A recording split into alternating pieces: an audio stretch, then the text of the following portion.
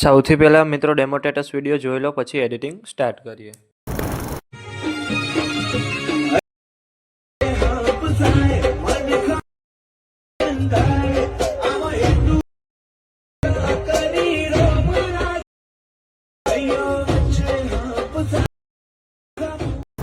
તમે જે પ્રકારનો ડેમો સ્ટેટસ વિડીયો જોયો તે જ પ્રકારનો વિડીયો બનાવતા શીખવાનો છું, તો વિડીયોને પૂરેપૂરો જોજો. અને મિત્રો, બધું મટીરિયલ ટેલિગ્રામમાં મળી જશે. અને મટીરિયલ ડાઉનલોડ કરવામાં પ્રોબ્લેમ આવે તો ડિસ્ક્રિપ્શનમાં મારી ઇન્સ્ટાગ્રામની લિંક આપેલી છે, ત્યાં જઈને મને મેસેજ કરજો. અને ચેનલ પર પહેલી વાર આવ્યા હોય તો સબસ્ક્રાઈબ કરી દેજો. તો ચાલો મિત્રો, વધુ ટાઈમ બગાડ્યા વગર એડિટિંગ સ્ટાર્ટ કરી દઈએ. સૌથી પહેલાં મિત્રો, તમારે બીટમાર્ક અને સોંગલિયર બંને પ્રોજેક્ટ ડાઉનલોડ કરી લેવાના છે. અને જો તમને ડાઉનલોડ કરતા ના આવડતું હોય તો ડિસ્ક્રિપ્શનની અંદર લિંક આપેલી છે, ત્યાંથી તમે વિડીયો જોઈ લેજો. પછી તમારે બીટમાર્ક પ્રોજેક્ટને ઓપન કરવાનો છે. ઓપન કરશો એટલે તમને આ રીતે કંઈક પ્રોજેક્ટ જોવા મળી રહેશે. પછી તમારે પહેલાં બીટમાર્કે આવવાનું છે. પહેલાં બીટમાર્કે આવવા માટે તમારે એરા પર ક્લિક કરવાનું છે, એટલે સીધા આવી જશો પહેલાં બીટમાર્કે 2. પછી તમારે પ્લસ પર ક્લિક કરવાનું છે. ત્યાંથી તમારે મીડિયામાં જવાનું છે. ત્યાંથી મેં તમને જે ફાઇલ આપેલી છે એને તમારે ઓપન કરી લેવાની છે. પછી તમારે ફોટો સિલેક્ટ કરી પ્લસ પર ક્લિક કરવાનું છે. અને પછી તમારે તે ફોટાને વિડીયોના એન્ડ સુધી રાખી દેવાનો છે. પછી તમારે તે ફોટાને નીચે રાખી દેવાનો છે. આટલું કર્યા બાદ પછી તમને આ ટેક્સ આપેલા છે, તેમાં તમારે ફોન્ટ ચેન્જ કરવાના છે. ચેન્જ કરવા માટે તમારે એ ટેક્સ પર ક્લિક કરવાનું છે. ત્યાંથી તમારે એડિટ ટેક્સમાં જવાનું છે. ત્યાંથી તમને એરો બતાવે એના પર તમારે ક્લિક કરવાનું છે. ત્યાંથી તમારે આ ફોન્ટ રાખી દેવાનો છે. પછી તમારે ઉપલા ટેક્સ પર ક્લિક કરવાનું છે. ત્યાંથી એડિટ ટેક્સમાં જવાનું છે અને ત્યાંથી તમારે આ ફોન્ટ રાખી દેવાના છે.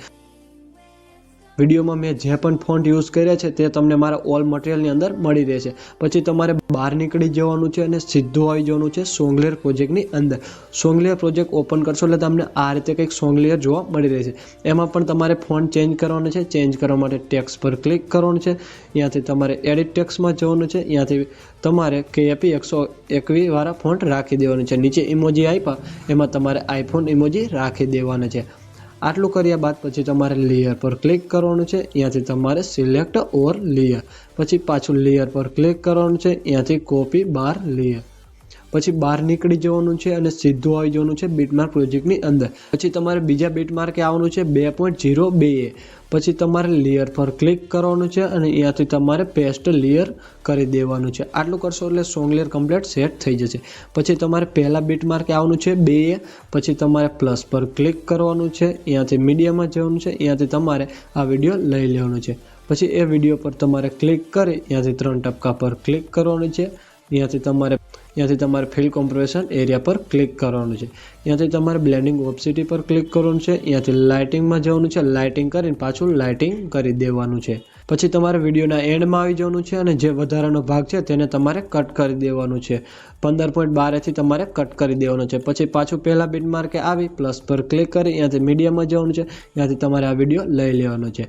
પછી એ વિડીયો પર તમારે ક્લિક કરવાનું છે. ત્યાંથી મૂવ એન્ડ ટ્રાન્સપોર્ટમાં જવાનું છે. ત્યાંથી તમારે રોટેટ પર ક્લિક કરવાનું છે. ત્યાંથી તમારે -90 ડિગ્રી કરી દેવાની છે.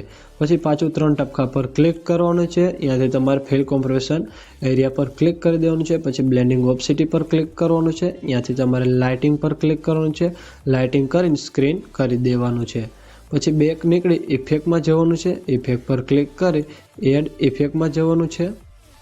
પછી તમારે કલર લાઇટ લખેલું છે એના પર તમારે ક્લિક કરવાનું છે. ત્યાંથી તમારે હોટ કલર પર ક્લિક કરવાનું છે. ત્યાંથી તમારે સ્ટાન્ડર્ડ સેટિંગ. પછી ત્યાંથી તમારે લીલો કલર રાખી દેવાનો છે. તમે કોઈ પણ કલર રાખી શકો છો, પણ હું આ લીલો કલર રાખી દઉં છું.